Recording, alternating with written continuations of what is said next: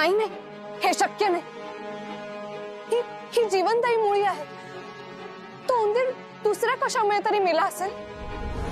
बस, खूप ऐकून घेतलं.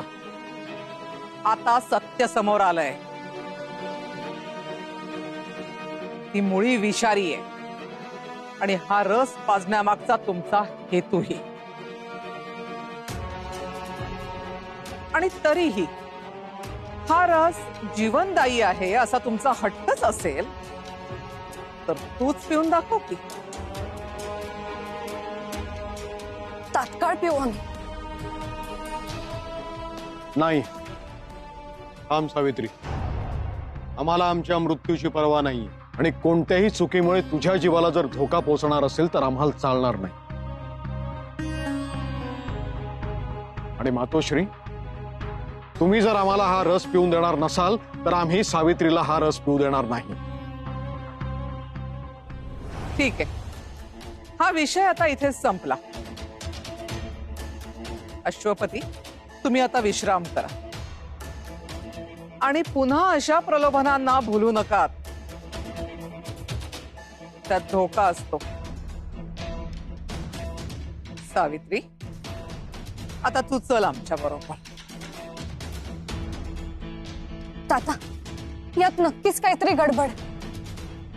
मी लवकरात लवकर शोधून काढ. तू काळजी करू नकोस. सावित्री, आता इथे जास्त थांबू नका. चला.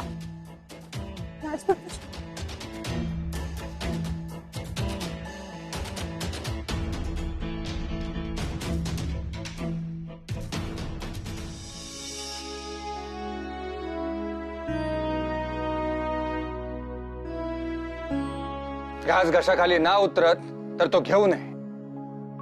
अंतरीचा आवाज जे सांगी ते ऐकीत तू सत्तू, तरच तुझ्या जीवात शांती. मस्त ठाऊक, तू जर त्या चोराच्या पित्यास वाचवण्यासाठी जात तर तुला सारे अडवीत. पण ते खरी ना.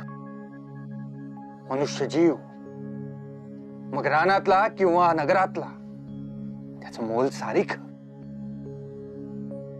आणि तो जीव जर तुझ्या कारणे जात असेल तर हुंब उसळी घेऊन त्या जीवाशी राखणं ही तुझी जबाबदारी असेल सत्तू. एखाद्याचा प्राण वाचविणे यासारखं पुण्य नाही. उठ आणि निघ, शोध त्या चोराशी आणि वाचव त्याच्या तातोचे प्राण.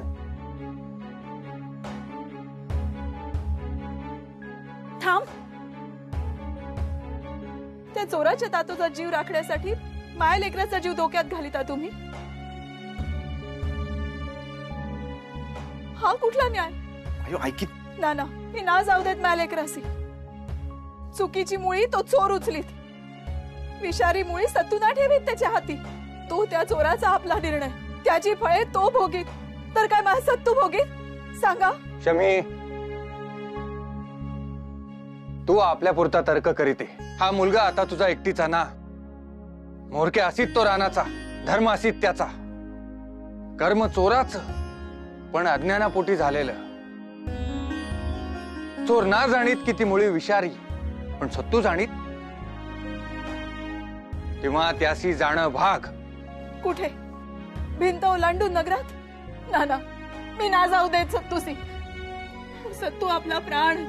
होय शमी, परंतु अंतरात्म्याशी काय उत्तर देत आपण?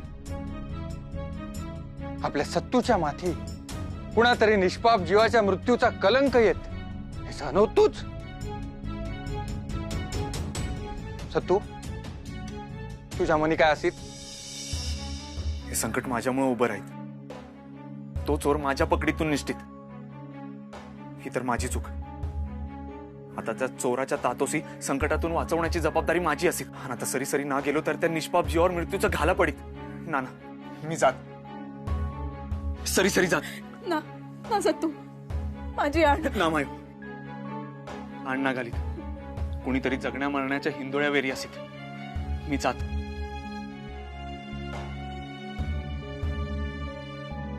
सत्तूच्या जीवाचं रक्षण कोण करीत आता? मी जो सन्मार्गावर चालिला त्याच्या जीवाचं रक्षण देव करीतो.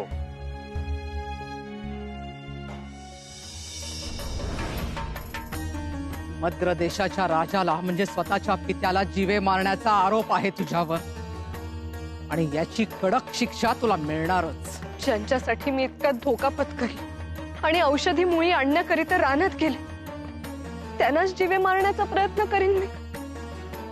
आणि तुम्ही तर माझ्या जन्मापासून पाहत आले तातांचं आणि माझं एकमेकांवर किती जीव आहे, तरी तुम्ही असा आरोप करताय.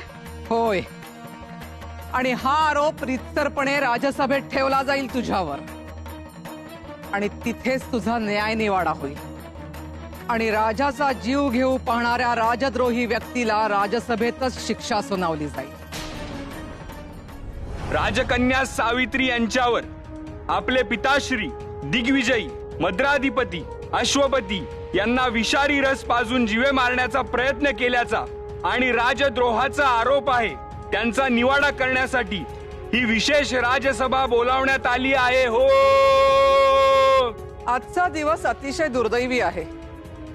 प्रत्यक्ष राजकन्येवर राजद्रोह आणि राजवधाचा प्रयत्न केल्याचा गंभीर आरोप आहे. यासाठीच नगरातल्या मोजक्या आणि विश्वासू लोकांसमोर हा न्याय निवाडा केला जात आहे. याची माहिती सामान्य प्रजेपर्यंत पोहोचून विपरीत संदेश जायला नको अशी आमची इच्छा आहे. अन्यथा राज्यात द्रोहाचा डोंब उसळेल आणि प्रजेचा राजघराण्यावरचा विश्वास उडेल. तेव्हा साऱ्यांनी हे ध्यानात ठेवावं, आज इथे जे घडेल ते या 4 भिंतीतच राहील. सर्वप्रथम राजसभेसमोर साक्षीदारांना पाचारण करण्यात येत आहे. महाराणी दक्षसेना,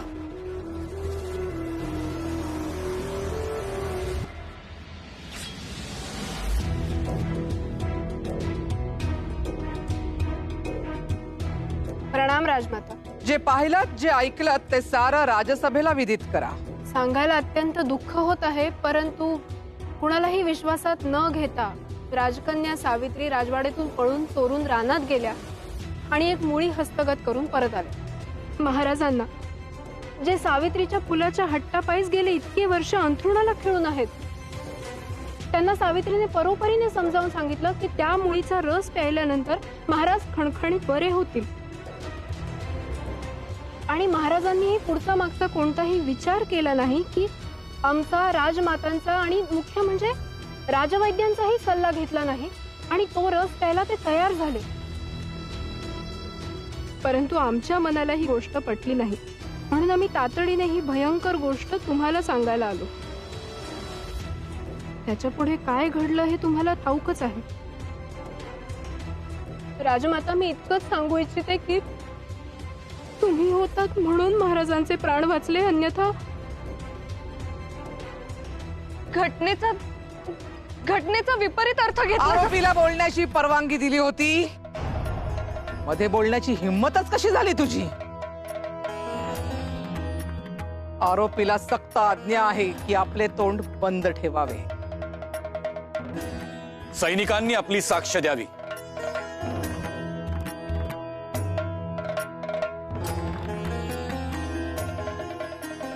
बोला, काय पाहिलं तुम्ही?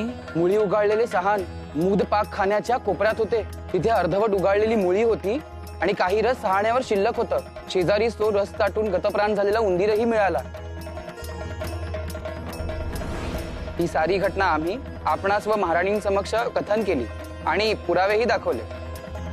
पण तो उंदीर त्या रसामुळे नाही. आरोपीने गप्प राहावं, नाहीतर या नव्या गुन्ह्याबद्दल अधिक कडक शिक्षा दिली जाईल.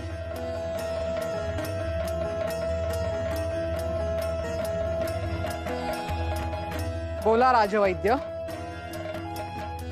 आपण दाखवलेल्या मुळीचा उल्लेख कोणत्याही ग्रंथात सापडला नाही आणि जिचे गुणधर्म ठाऊक नाहीत, जिच्याविषयीचं संशोधन उपलब्ध नाही, अशा मुळीच्या रसाचा थेट रुग्णावर प्रयोग करणं हे नक्कीच संयुक्तिक नाही. मुळीचे परिणाम कदाचित अतिउत्तमही असू शकतील, परंतु ते अतिघातकही असू शकतात.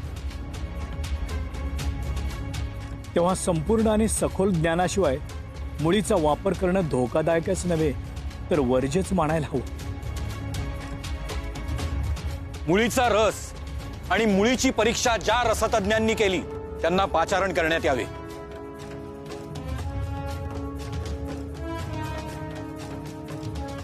आम्हाला उपलब्ध केलेल्या मुळीची आणि रसाची प्रथम परीक्षा केली असता मुळी आणि तिचा रस अत्यंत घातक आणि अत्यंत विषारी आहे असा आमचा निष्कर्ष आहे. आम्ही एवढंच म्हणू शकतो की अनेक वेळा औषधी मुळे ओळखण्यात अज्ञानी व्यक्तीची गल्लत होऊ शकते, तेव्हा औषधी समजून चुकून ही विषारी मुळे आणण्याची शक्यता नकारता येत नाही.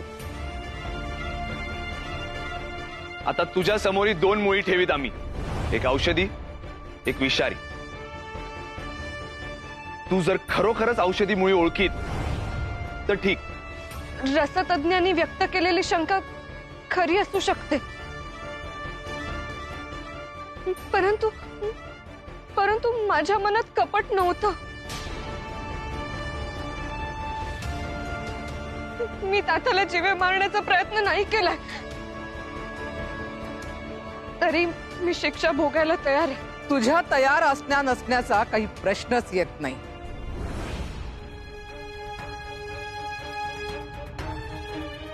तुझ्यावरचा राजाला जीवे मारण्याचा प्रयत्न केल्याचा आरोप सिद्ध झालाय,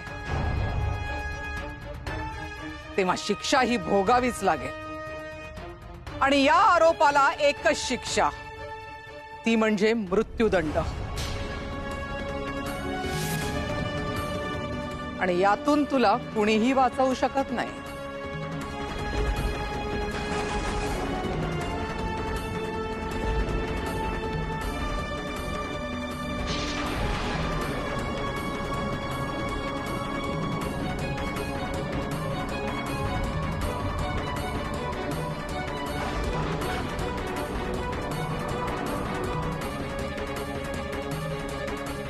कसंही करीत भिंती पल्लाडच्या नगरात पोचित मी. जीव वाचवी त्या चोराचा आणि तिच्या तातोचा.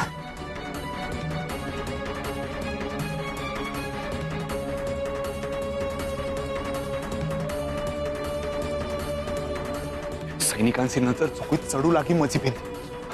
आवाज न करी आणि झाडांचा आधार घेत पाऊल टाकी तर शक्य होत, पण शक्य करूच हवं मच.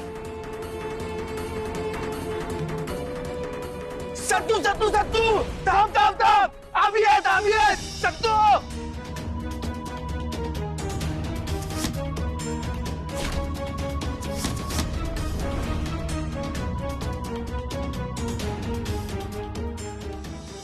अरे पकडू का तुम्ही?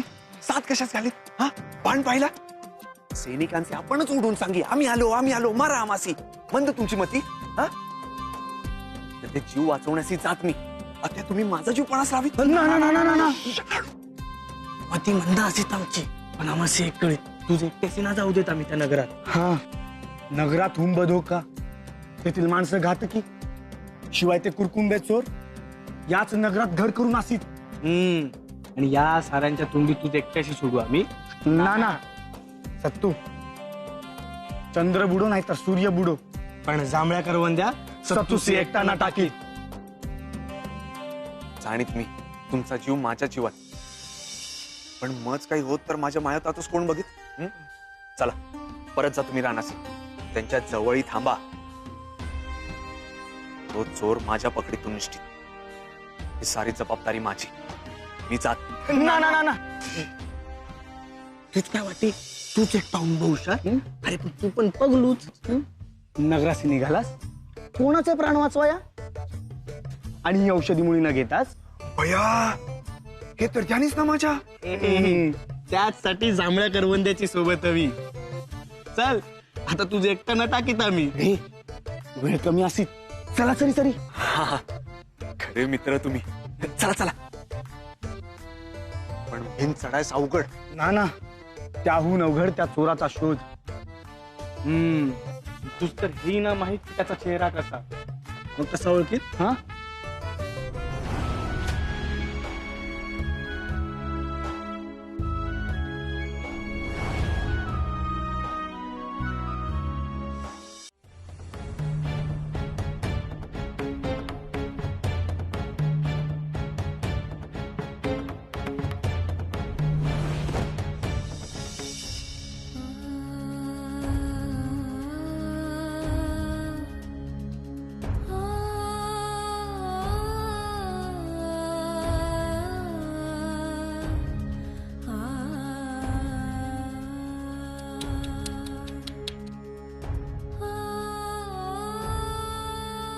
कसा वाटतोय नवीन महाल?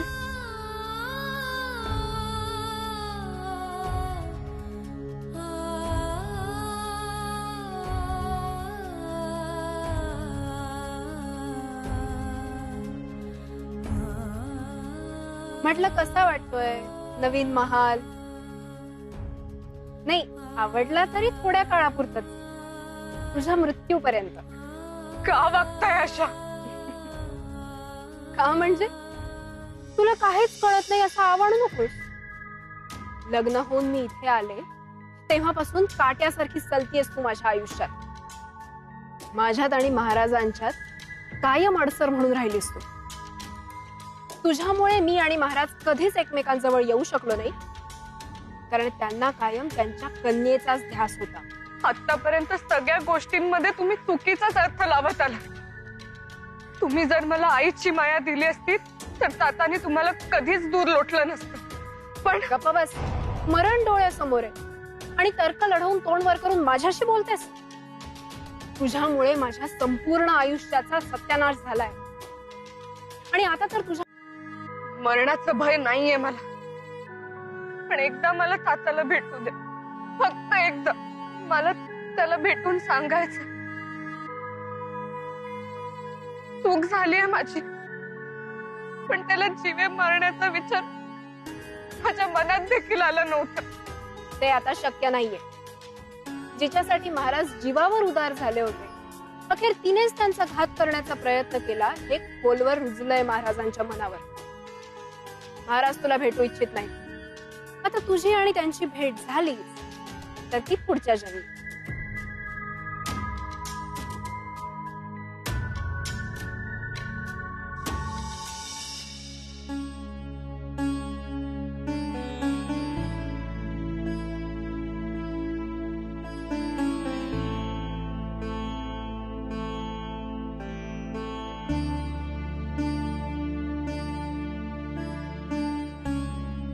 अशी कशी चूक झाली माझ्याकडनं?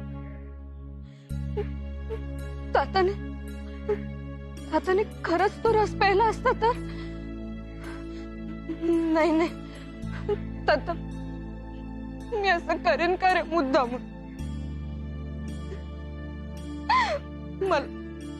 मला फक्त तुला एकदा भेटायचं, फक्त एकदा. कोणीतरी मला मदत करा ताता, ताता.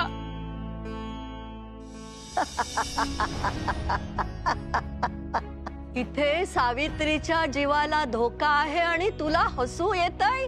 अगं काय हे, तू तर सर्वसामान्यांप्रमाणे सावित्रीच्या भावनांमध्ये वाहून गेलीस की काय? अगं तूही होतीस ना तिथे सावित्रीचं प्राक्तन लिहिताना. अगं सावित्री अजरामर होणार आहे. ती कालजयी ठरल्यामुळे ते सारं घडण्याआधी तिचे प्राण कसे बरं जातील? हो, विसरलेच मी. इतकी लढीवाळ आहे ना ही, आणि तो सत्यवानही, की त्यांच्या आयुष्याचा उलगडणारा पट पाहता पाहता भान विसरून जाते मी. आपला लाडका सत्यवान म्हणजे तिचा होणारा भ्रतार तिची सुटका करायला येणार आहे. खरं ग खरं. हेच तर असतं लपलेलं आपण लिहिलेल्या प्रार्थना आड. सत्तूची आणि तिची अद्याप ओळखही नाहीये. तो तिथे रानात आणि ही इथे बंदिवासात. तरीही तो तिला वाचवणार, हेच विधी लिखित आहे. तू बघच आता, उडणार पाखरूच बुडणारी नौका वाचवेल. सावित्रीची आणि तिच्या तातांची लवकरच भेट होईल. उडणार पाखरू? हो, लिहिलेलं प्राक्तन असंच तर आकार घेतं.